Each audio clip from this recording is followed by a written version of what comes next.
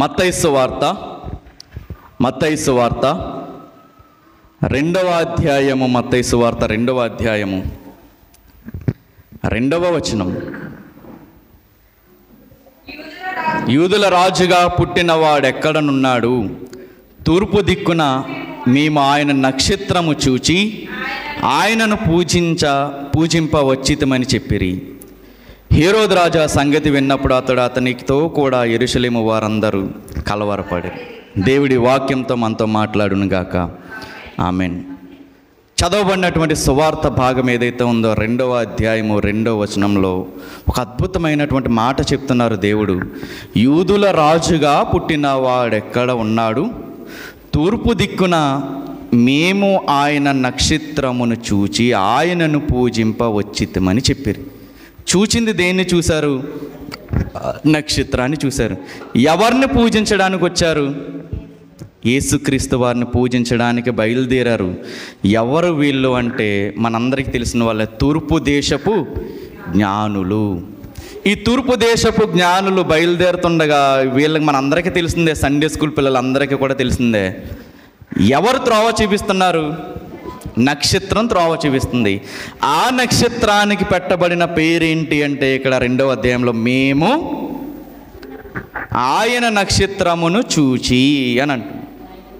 ఆ నక్షత్రానికి పెట్టబడిన పేరేంటి అంటే ఆయన నక్షత్రం.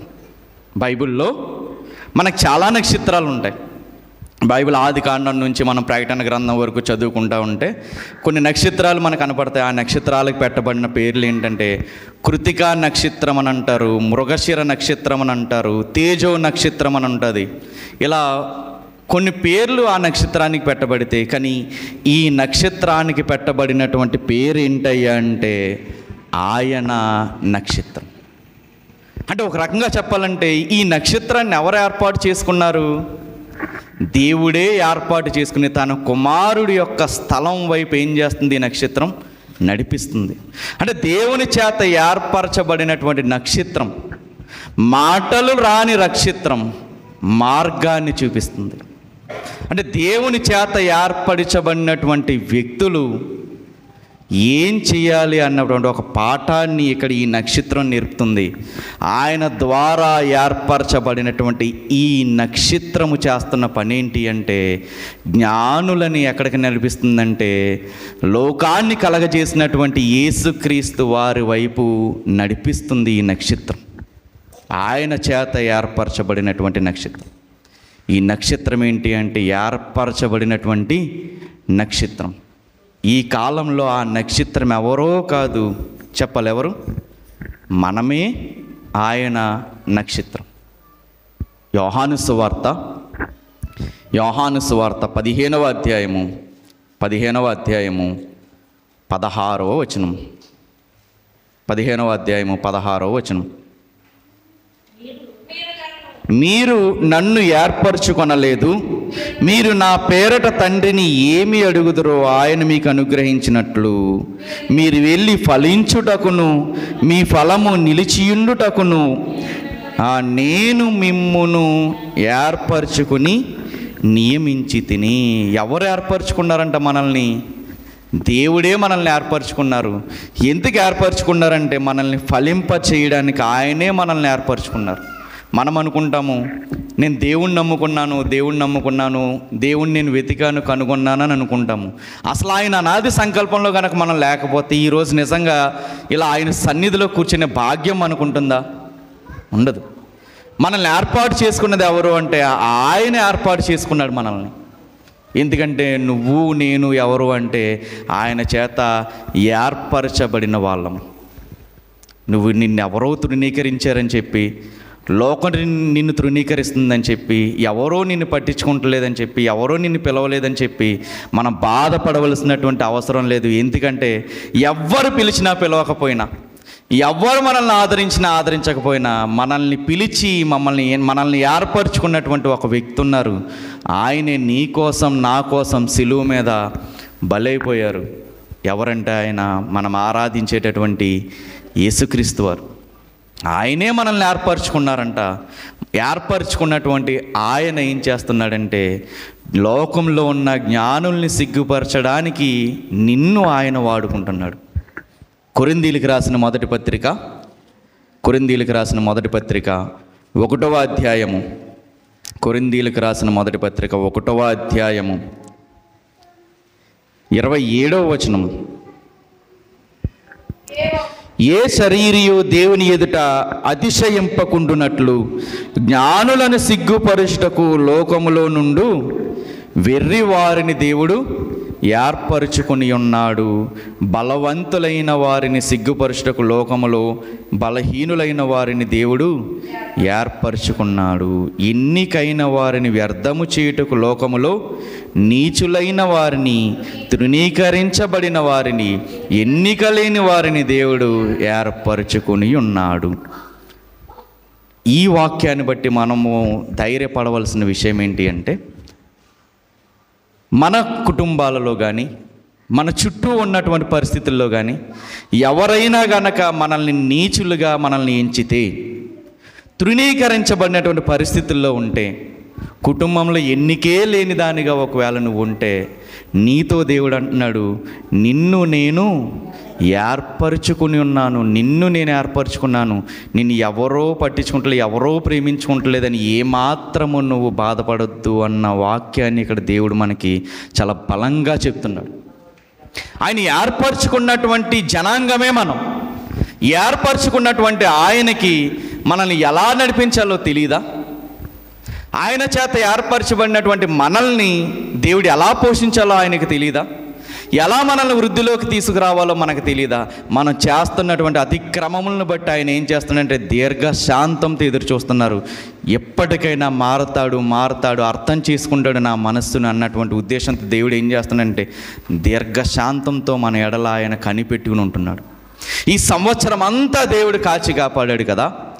ఈ సంవత్సరం అంతా కాపాడినటువంటి దేవుడికి మనం చేసినది ఏంటి? నిజంగా ఆయనకి మనం సమయం ఇచ్చామా? ఆనాడు సమయం ఇచ్చినటువంటి సమరయ స్త్రీ జీవితాన్ని మార్చేశాడు కదా దేవుడు. నా జీవితంలో, నా కుటుంబంలో ఉన్నటువంటి కష్టాన్ని గట్టెక్కించడానికి నేను ఆయనకి సమయం ఇస్తున్నానా అన్న పరిశీలన ఈ సంవత్సరాంతపు ఆదివారంలో మనల్ని మనం పరిశీలించుకొని క్రొత్త సంవత్సరంలో గనక మనం వెళితే అది దేవుడు నిజంగా ఆనందించేటటువంటి తరుణం. ఎందుకంటే బైబిల్లో ఒక వ్యక్తి ఉన్నారు, దేవుడు ఎన్నో విషయాలు చెప్పాడు ఆయనకి, చెప్పినా కానీ చెయ్యకుండా ఏం చేశాడని తన సొంత నిర్ణయాలు తీసుకున్నాడు. దేవుడి చేత ఏర్పరచబడినటువంటి వ్యక్తి ఆయన. దేవుడు ఒక మార్గంలో నడవమంటే, ఇలా వెళ్తే నీ జీవితం బాగుంటుంది అని చెప్తే ఆయన ఏం చేశాడంటే ఆయన సొంత నిర్ణయాలను బట్టి మార్గం మార్చి ఆయన ప్రయాణం చేశాడు. ఎప్పుడైతే మార్గం మార్చి ప్రయాణం చేస్తున్నాడో ఏం జరిగిందో మనం చూద్దాం ఒకసారి. యోనా గ్రంథము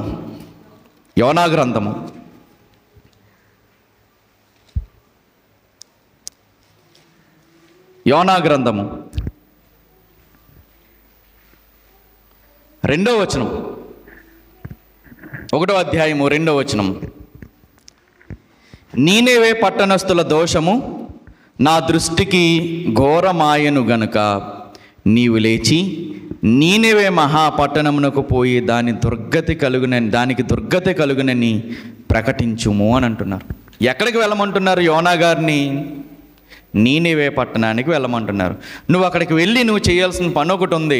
నువ్వేం చేయాలంటే అక్కడికి వెళ్ళి ప్రకటించు, ఈ పట్టణంలో ఉన్నటువంటి చెడు కార్యాలు విపరీతమైపోయినాయి, నేను ఆ పట్టణాన్ని శిక్షించాలనుకుంటున్నాను, నువ్వు వెళ్ళి ఇదంతా వాళ్ళకి ప్రకటన చెయ్యి, నేను ఆ పట్టణం మీద కోపించాను, నువ్వు వెళ్ళి ప్రకటన చేసి వాళ్ళని సరిచేయవలసినటువంటి బాధ్యత నీ మీద ఉంది అన్నటువంటి ఒక బాధ్యత ఆయన మీద పెడితే ఈయన ఏం చేస్తున్నాడు? ఈయన చూద్దాం 3వ వచనం, 1వ అధ్యాయము 3వ వచనం. అయితే యెహోవా సన్నిధిలో నుండి తార్షీషు పట్టణమునకు పారిపోవాలని యోనా యొప్పేకు పోయి తర్షీషునకు పోవు ఒక ఓడను చూచి ప్రయాణమునకు కేవిచ్చి యెహోవా సన్నిధిలో నిలువక ఓడ వారితో కూడి తర్షీషునకు పోవుటకు ఓడ ఎక్కాను. ఎక్కడికి వెళ్ళమన్నాడు దేవుడు? నీనెవే పట్టణానికి వెళ్ళమన్నాడు. ఈయన ఏం చేస్తున్నాడు? అక్కడ రాయబడిన ఒక మాట చూడండి, 3వ వచనము 4వ లైన్లో ఉంటుంది. యెహోవా సన్నిధిలో నిలువక ఓడవారితో కూడి ఎక్కేసి వెళ్ళిపోతున్నాడంట. అసలు అక్కడ ఎక్కడన్నా మందిరం ఉందా? మందిరం ఏమన్నా ఉందా అక్కడ? మరి ఇక్కడ రాయబడిన మాట ఏంటి? యెహోవా సన్నిధిలో నిలవకుండా పారిపోతున్నాడంటే దాని అర్థం ఏంటి అంటే, దేవుడిచ్చినటువంటి ఆజ్ఞల జాడలలో నడవకుండా ఏమైపోతున్నాడు? ఈయన ఇష్టం వచ్చినట్టు వెళ్ళిపోతున్నాడు. అలా వెళ్ళిపోతూ ఉంటే ఏం జరిగిందో చూద్దాం. 5వ వచనం. కాబట్టి నావికులు 4వ వచనం కూడా చూద్దాము. అయితే యెహోవా సముద్రం మీద పెద్ద గాలి పుట్టింపగా సముద్రమందు గొప్ప తుఫాను రేగి ఓడ బద్దలైపోవు గతి వచ్చెను. ఎందుకు వచ్చి ఉంటుంది ఈ గతి? వాడంతా బద్దలైపోయేటటువంటి గతి ఎందుకు వచ్చింది? యోనా ఏం చేశారు? దేవుడు చెప్పిన మార్గంలో నడవట్ల. 5వ వచనం. కాబట్టి నావికులు భయపడి ప్రతి వాడును తన దేవతను ప్రార్థించి ఓడన చులకన చేయుటకు అందులోని సరుకులను సముద్రంలో పారవేసిరి. అప్పటికి యోనా ఓడ దిగువ భాగమున పోయి పండుకొని గాఢ నిద్రపోయి ఉండెను. ఏం జరుగుతుందంటే ఇక్కడ సందర్భం, దేవుడేమో నీనెవే పట్టణానికి వెళ్ళమన్నారు. ఈయన ఏం చేస్తాడంటే నీనెవే పట్టణానికి వెళ్లకుండా తర్షీషు వాడనెక్కి ఆ తర్షీషు వాడ ఆ ప్రాంతానికి వెళ్ళిపోవాలని ప్రయాణం అవుతుంది. ప్రయాణంలో ఉండగా ఏమవుతుందంటే సముద్రపు మార్గం మధ్యలో ఏం జరుగుతుందంటే పెద్ద తుఫాను రేగుతుంది. విచిత్రం, వాడ బద్దలైపోతుందేమో అన్న భయం వాళ్ళకు కలుగుతుందంట. దయచేసి పిల్లలు మాట్లాడొద్దు ఎవరు. వాడ బద్దలైపోతుందేమో అన్నటువంటి భయం వాళ్ళకు కలుగుతుంది. ఆ భయం కలిగినప్పుడు వీళ్ళందరూ కూడా ఏం చేస్తున్నారంటే, వాడు ఒకవేళ బరువు అయిపోయిందేమో, ఇందులో ఉన్న సరుకులన్నీ తీసి బయట వేసేద్దామని వాళ్ళలో ఉన్న సరుకులన్నీ బయట వేసేస్తారు. బయట వేసేసినప్పుడు అయినా తుఫాన్ ఆగదు. అప్పుడు అంటారు, మీరందరూ ఖాళీగా ఉండొద్దు, మీ దేవతలను ఏం చేస్తారు? మీరు ప్రార్థన చేయండి, ఒకవేళ కాపాడతారేమో అని. అప్పుడు ఓడ నడిపి ఆయన ఏం చేస్తారంటే కిందకు వస్తున్నప్పుడు కింద అంతస్తులో యోనా గారు గాఢ నిద్రలో ఉంటారు. ఆ గాఢ నిద్రలో ఉన్నటువంటి యోనా గారిని లేపి, ఓ నిద్రపోతా, నీకేమి వచ్చింది? లేచి నీ దేవుణ్ణి ప్రార్థించుము, మనం చావకుండా ఆ దేవుడు మన యందు కనుకరించనేమో అని. చూడండి, దేవతల్ని ప్రార్థించమంటున్నారు. తర్వాత నీ దేవుణ్ణి కూడా నువ్వు ప్రార్థించు, ఒకవేళ ఆ దేవుడు నిన్ను కాపాడతాడేమో అని అంటారు. విషయం కనుక్కుంటారు, ఎందుకు ఇంత తుఫాను వస్తుందని, ఎవరి వల్ల వస్తుంది, ఎవరు తప్పు చేసి ఉంటారు అని చెప్పి చీట్లు వేస్తారు వాళ్ళలో ఉన్న వాళ్ళందరి పేర్ల మీద. చీటి ఎవరి పేరు మీద వస్తుందంటే యోనా పేరు మీద వస్తుంది. యోనా గారి పేరు మీద వచ్చినప్పుడు వీళ్ళందరికీ భయం వేస్తుంది. అసలు నువ్వు ఎవడవు, నువ్వు చేస్తాను వ్యాపారం ఏంటి?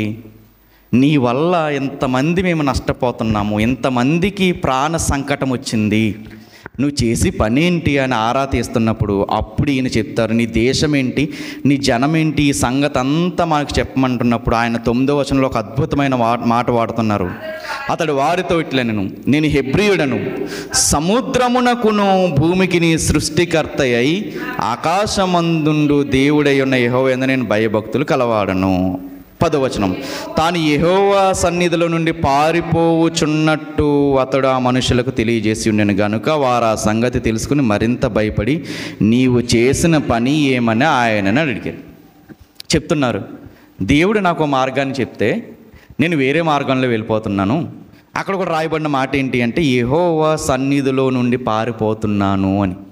అక్కడ యెహోవా సన్నిధి అంటే అక్కడ ఏదో మందిరం ఉంది, అందులో నుండి తప్పించుకుని వచ్చేస్తున్నాను, అది కాదు. అక్కడ ఏంటి అక్కడ ఉన్నటువంటి సందర్భం? దేవుడు నాకు ఒక ఆజ్ఞ ఇచ్చాడు, నేను ఎలా నడుచుకోవాలని చెప్పాడు, నేనేం చేస్తున్నాను, నా ఇష్టానుసారంగా నేను వెళ్ళిపోతున్నాను అన్న ఉద్దేశాన్ని ఇక్కడ చెప్తున్నారు. అందుకే ఏమైందంట, ఈ ఓడకి ఇటువంటి పరిస్థితి వచ్చింది. 12వ వచనంలో ఈయన చెప్తున్నారు, నన్ను బట్టియే ఈ గొప్ప తుఫాను మీ మీదకి వచ్చినని నాకు తెలిసి ఉన్నది, నన్ను ఎత్తి సముద్రంలో పడవేయుడి, అప్పుడు సముద్రం మీ మీదకి రాకుండా నిమ్మలించినని అతడు వారితో చెప్పాను. ఏమవుతుందంటే ఇంకో నన్ను బట్టి ఇదంతా వస్తుంది. ఒప్పుకున్నాడు, ఒప్పుకోలేదు. ఇప్పుడు ఈయన ఒప్పుకున్నాడు కదా, ఈయన బట్టి ఎంతమంది నష్టపోయారు? ఓడలో ఉన్న వాళ్ళందరూ నష్టపోయే పరిస్థితి వచ్చేసింది. అప్పుడు అర్థమైంది, నన్ను బట్టి ఇంతమంది ఇబ్బంది పడుతున్నారు కదా అన్నటువంటి విషయం అర్థమైంది. అర్థమయ్యి అప్పుడు అంటున్నారు, నా వల్లే ఈ దోషం వచ్చింది, నా వల్లే ఈ కష్టం వచ్చింది, నేను చేసిన అతిక్రమం వల్ల ఎంతమంది నష్టపోతున్నారు, మీరేం చేస్తారని నన్ను ఎత్తుకుని వెళ్ళి సముద్రంలో పడేయండి అంటారు. అయినా కానీ వాడ నావికులు ఏం చేస్తారంటే, ఈయన చాలా నీతిమంతుడు, దేవుడి చేత ఏర్పరచబడినవాడు, ఈయన సముద్రంలో వదిలేస్తే గనక చనిపోతాడు, మళ్ళీ నీతిమంతుని చంపినటువంటి పాపం మన మీదకు వస్తుంది అని ఏం చేస్తారు, చాలా కష్టపడి ఒడ్డుకు నడుపుదాము అని అనుకుంటారు. కానీ ఏం చేస్తుందంటే గాలి విపరీతంగా వీచి ఒడ్డుకి నడపనివ్వకపోతే ఏమవుతుందంటే, ఆయన నన్ను సముద్రంలో పాడేయండి, మీకు అప్పుడే మనశ్శాంతి వస్తుంది, ఈ తుఫాన్ ఆగుద్ది నన్ను సముద్రంలో పాడేస్తే అని అంటారు. యోనా గారి ధైర్యం, భూమి మీద ఆశ్రయాన్ని కలగజేసినటువంటి నా దేవుడు నట్టనడి సముద్రంలో కూడా బ్రతకడానికి, నేను జీవించడానికి ఖచ్చితంగా ఆశ్రయాన్ని కలగజేస్తాడు. ఏంటంటే ఈ ధైర్యం ఏంటంటే 9వ వచనంలో, నేను హెబ్రీయుడను, సముద్రమునకును భూమికి నీ సృష్టికర్త అయ్యి ఆకాశమందుండు దేవుడి యందు భయభక్తులు గలవాడను. అంటే భూమి మీద ఉన్నప్పుడు నాకు ఎలాగైతే దేవుడు ఆశ్రయాన్ని కలగజేస్తాడో చెప్పాలి, నట్టనడి సముద్రంలో కూడా దేవుడు నాకు ఖచ్చితంగా ఆశ్రయాన్ని కలగజేస్తాడు. ఇది యోనా గారి ధైర్యం. ఈయన జీవితంలో నుంచి మనం నేర్చుకోవాల్సిన పాఠం, దేవుడు చెప్పిన మార్గంలో గనక నడవకపోతే, మన ఇష్టానుసారంగా గనక మన ఆశల్ని మనం నెరవేర్చుకోవడానికి గనక మన బ్రతుకుని మనం కొనసాగిస్తూ ఉంటే, దేవుని వాక్యాన్ని పక్కన పెట్టి లోకానుసారంగా గనక మనం జీవిస్తే, లోక ఆచారాలను బట్టి మనం సాగుతూ ఉంటే, ఖచ్చితంగా నీకు మాత్రమే కాదు ఆ ఆపద, ఎవరికి, కుటుంబం అంతటికి కూడా ఆపదే. తప్పు చేసింది ఎంతమంది? ఒక్కడే తప్పు చేశాడు, కానీ ఎంతమందికి ఆపదొచ్చింది? అందరికీ ఆపదొచ్చింది. తప్పు తెలుసుకున్నాడు, మారాడు, అందరికీ కూడా ప్రశాంతత వచ్చింది. మన దేవుడు ఎలాంటి వాడయ్యా అంటే, ఒక్కరు తప్పు చేసిన దేవుడు ఊరుకోడు. కుటుంబాలలో సామూహిక పరిశుద్ధత కోరుకునేటటువంటి దేవుడు. ఒక విశ్వాసిగా ఆయన మనకి జీవితంలో కొన్ని నేర్పిన పాఠాలను బట్టి దాని ప్రకారంగా కనుక మనం నడవకపోతే దేవుడు ఖచ్చితంగా శిక్షిస్తాడు. దేవుడు ఆమోసు గ్రంథము 3వ అధ్యాయము వెనకాలే ఉంటుంది, ఆ గ్రంథం వెనకాలే ఉంటుంది. ఆమోసు గ్రంథము 3వ అధ్యాయము 2వ వచనం, అదేమనగా భూమి మీది సకల వంశములలోనూ మిమ్మును మాత్రమే నేను ఎరిగి ఉన్నాను, గనుక మీరు చేసిన దోషక్రియలను బట్టి మిమ్మును శిక్షింతును. ఇప్పుడు పెంచి పోషిస్తున్నటువంటి తండ్రి కొడుకు తప్పు చేస్తే శిక్షించడం ధర్మమా అధర్మమా? చెప్పాలి, ఖచ్చితంగా ధర్మమే. మనల్ని కలగజేసి మన ప్రతి అక్కర్ను తీరుస్తున్నటువంటి దేవుడు మనం తప్పు చేసినప్పుడు శిక్షించడం ధర్మం కాదా? ఖచ్చితంగా ధర్మమే. కానీ శిక్షించినటువంటి దేవుడే రాయబడిన అద్భుతమైన మాట, గాయం చేయువాడను నేనే, కట్టువాడను నేనే. ఎప్పుడు కట్టు కడతాడంటే, యోనా గారిలో అర్థమైంది, నా బట్టి గొప్ప తుఫాను వచ్చింది. మన దేవుడు ఎలాంటి వాడు అంటే, ఒక్కరు తప్పు చేసినా ఊరుకోరు. యెహోషువ గ్రంథంలో ఉంటుంది 7వ అధ్యాయంలో, ఇంటికి వెళ్ళి చదవండి. ఇశ్రాయేలీలందరూ కూడా హాయి పట్టణం మీదకి వెళ్తారు. దానికి ముందు ఏం చేస్తారంటే, హాయి పట్టణం ఎలా ఉంది, ఎంతమంది సైన్యాన్ని పంపితే సరిపోద్ది అని చూసి రండి అని పంపుతారు యెహోషువ గారు. వెళ్ళి చూస్తారు, చూసిన తర్వాత వచ్చి అంటారు, హాయి పట్టణం చాలా చిన్నది, హాయిగా మనం దాన్ని జయించేయచ్చు అని అనుకుంటారు. కానీ ఆ చిన్న పట్టణం ముందు 6 లక్షల కాల్బలం ఉన్నటువంటి ఇశ్రాయేల్ సైన్యం ఓడిపోద్ది. ఎందుకు అలా జరిగిందని ఎంక్వైరీ చేస్తే తేలుతుంది.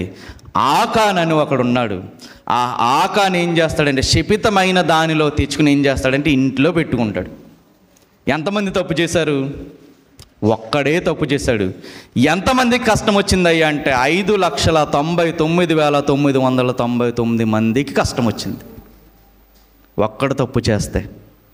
మనల్ని మనం పరిశీలించుకోవాలి. ఈ సంవత్సరాంతపు దినాల్లో దేవుడి సన్నిధికి కానీ దేవుడి కార్యక్రమాలకు కానీ వ్యతిరేకమైన ఆలోచన ఒకవేళ నా కుటుంబంలో నేను చేశానా?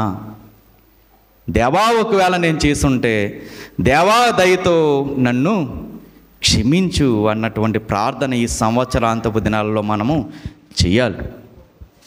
ఆయాసకరమైనది ఏదైనా మన బ్రతుకులో ఉందేమో మనల్ని మనం ఏం చేయాలి? పరిశీలించుకోవాలి. అలా పరిశీలించుకున్నప్పుడే బ్రతుకు ఏమవుతుందంటే నిమ్మలమవుతుంది, ప్రశాంతంగా మారుతుంది. మన దేవుడు ఎలాంటి వాడు అంటే, ఇంకా యోనా గారు ఎదరికి వెళ్తుంటే చెప్తారు, నర సంచారం లేని చోట కూడా దేవుడు యోనాను ఒంటరిగా విడిచిపెట్టలా. మన దేవుడు ఎలాంటి వాడు అంటే సామూహిక పరిశుద్ధతను కోరుకునేటటువంటి దేవుడు. ఎప్పుడు కూడా దేవుణ్ణి మనము తక్కువ అంచనా వేయకూడదు. దేవుడు చూడట్లేదులే అన్నటువంటి ఆలోచన మనకి ఎట్టి పరిస్థితుల్లో ఉండకూడదు. ఆ దేవుడు కోరుకుంటుంది ఏంటంటే, నిన్ను నేను ఏర్పరచుకున్నాను, నీవు నడవవలసిన మార్గాన్ని కూడా నేనే నీకు బోధిస్తాను. ఆ మార్గంలో గనక నడిస్తే ఖచ్చితంగా నీకు నేను ఏవైతే చేస్తానని వాగ్దానం చేశానో సంవత్సరపు మొదటి దినాలలో ఖచ్చితంగా నేను అవి చేసి తీరతాను. మనం నమ్మినటువంటి దేవుడు ఎలాగంటే ఆశగల ప్రాణాన్ని తృప్తిపరిచేటటువంటి దేవుడు. దేవుడు ఎక్కడ కూడా అనాథగా ఎవరిని విడిచిపెట్టాడు. తప్పు తెలుసుకున్నాడు, సముద్రంలో పడేయండి అన్నాడు. ధైర్యం ఏంటంటే, నా దేవుడు సముద్రంలో కూడా నాకు ఆశ్రయాన్ని కలిగిస్తాడన్న ధైర్యంతో నన్ను పడేయమన్నాడు. పడేయండి అని అన్నారు. వెంటనే ఆశ్రయం వచ్చిందా? రాలేదు. వెంటనే గొప్ప మత్స్యానికి దేవుడు ఏం చేశాడంటే ఆజ్ఞాపించాడు, వెంటనే వెళ్ళి మింగేసింది. 2వ అధ్యాయం అంతా కూడా ప్రార్థన చేస్తూ ఉంటాడు. ప్రార్థన చేసిన తర్వాత 10వ అధ్యాయంకి వచ్చేసరికి నేల మీదకు వచ్చి కక్కేస్తుంది ఆ తిమింగలం. ఈ 3వ అధ్యాయం అంతా కూడా ప్రకటించుతారు, నీనివే పట్టణస్థులారా, మరో 40 రోజుల్లో దేవుడు ఈ పట్టణాన్ని కాల్చేస్తాడు అని ప్రకటిస్తాడు. అది ఏమవుతుందంటే ఆ నోట 10 రోజులకి ఏమవుతుందంటే ఆ నోట రాజు వరకు వెళ్తుంది. రాజు వరకు వెళ్ళినటువంటి ఆయన యోనా గారిని పిలిపించి, ఏంటి నా పట్టణం గురించి నువ్వు నెగిటివ్గా చెప్తున్నావని మందలించలా. అయ్యో, దైవజనుడి చేత దేవుడు పంపిన వాక్యం ఇది, ఖచ్చితంగా నా పట్టణం మారాలి. ఇంకో నా దగ్గర ఉన్న రాజవస్త్రాలు అన్నీ తీసేసి గోనె పట్ట కట్టుకుని నేను ప్రార్థన చేస్తాను.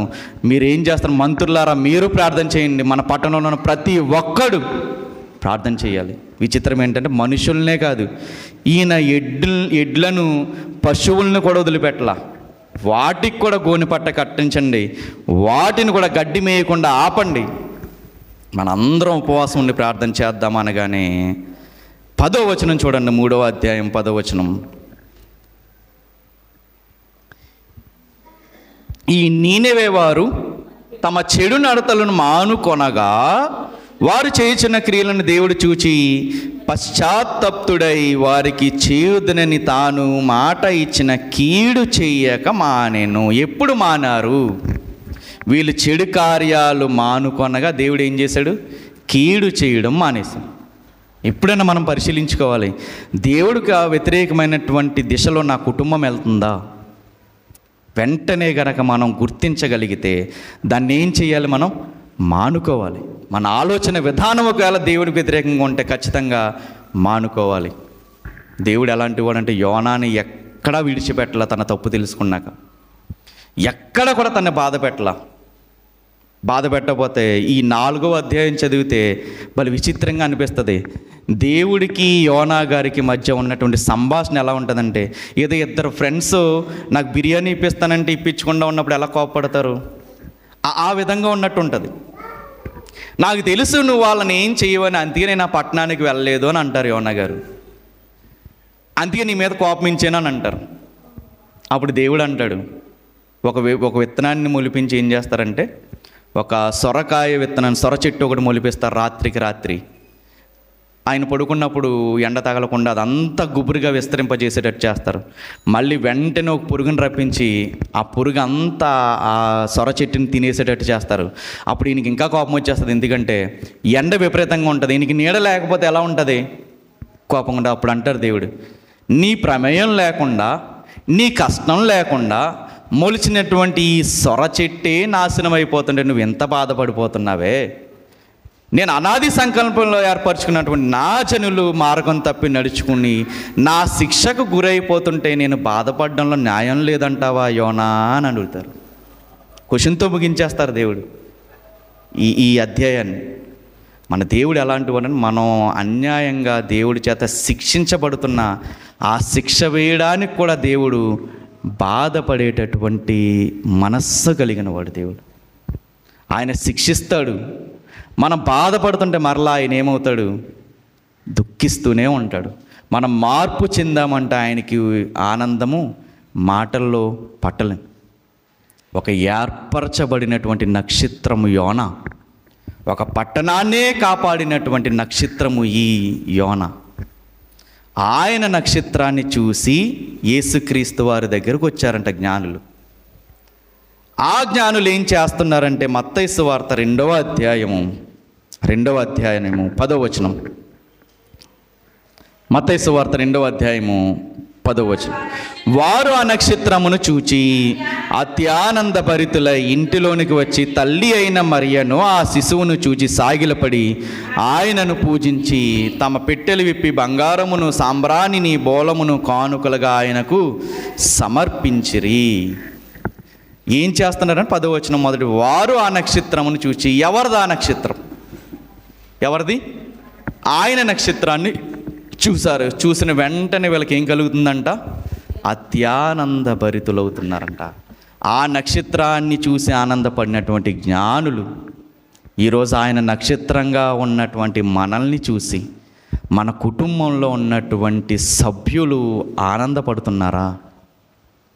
ఈ క్రిస్మస్ దినాలలో మనం ఆలోచించవలసింది, ఆయన నక్షత్రం నేనే కదా, నా ద్వారా నా వల్ల కుటుంబంలో సంతోషం ఉందా? నేను చేసే కార్యాల వల్ల నాకు తెలియకుండా కుటుంబం ఒకవేళ ఎక్కడన్నా కన్నీరు కారుస్తుందా అని మనల్ని మనం పరిశీలించుకోవాలి. ఒక తల్లిగా నీ వల్ల బిడ్డలు ఆనందంగా ఉంటున్నారా? ఒక తండ్రిగా నువ్వు చేసే కార్యాల వల్ల బిడ్డలు ఏమన్నా బాధపడుతున్నారా? నీకున్న వ్యసనాల వల్ల వాళ్ళు ఏమన్నా మానసికంగా కృంగిపోతున్నారా? నీ భార్య, నీ బిడ్డలు పరిశీలించుకోవాలి. ఆ నక్షత్రం నువ్వే కదా. నిన్ను బట్టి నీ కుటుంబం ఆనందంగా ఉంటుందా? నిన్ను బట్టి నీ కుటుంబం సంతోషంగా ఉంటుందా? ఆనాడు దారి చూపించినటువంటి నక్షత్రము, ఏమాత్రం మాటలు రానటువంటి నక్షత్రమే సంతోషపెట్టగలిగితే, ఈరోజు మాటలు నేర్చినటువంటి నక్షత్రంగా ఉన్నటువంటి ఆయన బిడ్డలుగా ఏర్పరచబడినటువంటి నక్షత్రము కదా మనం. దేవుడేమన్నా మనల్ని సంతోషపెట్టేవారిగా ఉన్నామా అని మనల్ని మనం ఆలోచించుకోగలుగుతున్నామా? ఆఖరిదిగా దానియేలు గ్రంథము 12వ అధ్యాయము, దానియేలు గ్రంథము 12వ అధ్యాయము 3వ వచనం.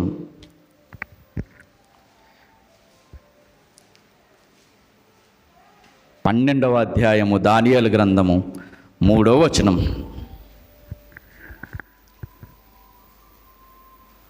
బుద్ధిమంతులైతే ఆకాశ మండలములోని జ్యోతులను పోలిన వారే ప్రకాశించుదరు. ఎవరు ప్రకాశిస్తారు? బుద్ధిమంతులైతేనే ఆకాశ మండలంలోని జ్యోతులను పోలిన వారే ప్రకాశిస్తారు. నీతి మార్గమును అనుసరించి నడుచుకున్నట్లు ఎవరు అనేకులను త్రిప్పుదురో వారు నక్షత్రము వలె నిరంతరమును ప్రకాశించెదరు. ఎవరా నక్షత్రము అంటే, ఎవరినైతే మనం ఆనందపరుచుతామో క్రీస్తులో, ఆ ఆనందపరిచేటటువంటి విశ్వాసే ఒక నక్షత్రం. ఆ నక్షత్రం ఎవరో కాదు, ఆయన రక్తంతో ఆయన పేరు పెట్టబడినటువంటి మనమే ఆయన నక్షత్రం. బుద్ధిమంతులం గనక మనమైతే ఆయన వాక్యానికి విధేయత చూపిన వారమైతే దేవుడు అంటున్నాడు, మీరే ఒక నక్షత్రం, మీరు అనేకులను తిప్పగలిగినటువంటి సామర్థ్యం మీకుంది. మన అందరము కూడా ఈ సంవత్సరాంతపు దినాలలో మనల్ని మనం పరిశీలించుకోవాలి. సంవత్సరపు మొదటిలో నేను దేవుడితో చేసుకున్న కమిట్మెంట్ ఏంటి, దేవుడితో నేను చేసుకున్న నిబంధన ఏంటి, నిజంగా నిబంధనకి కట్టుబడి ఈ సంవత్సరం అంతా నేను గడిపానా, నిబంధనను మీరి ఆయనను బాధ పెట్టానా? ఆయన నక్షత్రం ఆయన బాధ పెడుతుందా? పెట్టదు. ఆ నక్షత్రాన్ని చూసి అనేకులు సంతోషించారంట. ఈనాడు ఆ నక్షత్రం మనకు నేర్పుతున్న పాఠం, మాటలు రాని నేనే మార్గాన్ని చూపితే, మాటలు రాని నేనే ఆనందపరుస్తుంటే, నీకు ఎంత జ్ఞానాన్ని ఇచ్చాను కదా, ఇంత తెలివిని ఇచ్చాను కదా, ఎలా నడుచుకోవాలో నీకు ఒక గ్రంథాన్ని ఇచ్చాను కదా, ఆ గ్రంథాన్ని బట్టి నువ్వొక నక్షత్రంగా వెలగగలుగుతున్నావా అని ఆ సవాలు విసురుతుంది ఆనాడు మాటలు రాని నక్షత్రం. కాబట్టి ఆ సవాలుని స్వీకరించి రాగల కాలంలో మనం అందరము కూడా బుద్ధిమంతుల్లాగా ఏం చేయాలి? ఆకాశ మండలంలోని జ్యోతులను పోలిన వారమై ప్రకాశించుదుముగాక. ఆమెన్. ఈ చిన్న వాక్యం దేవుడు మనం ఇంకిలో ఫలింపచేయునుగాక. ఆమెన్.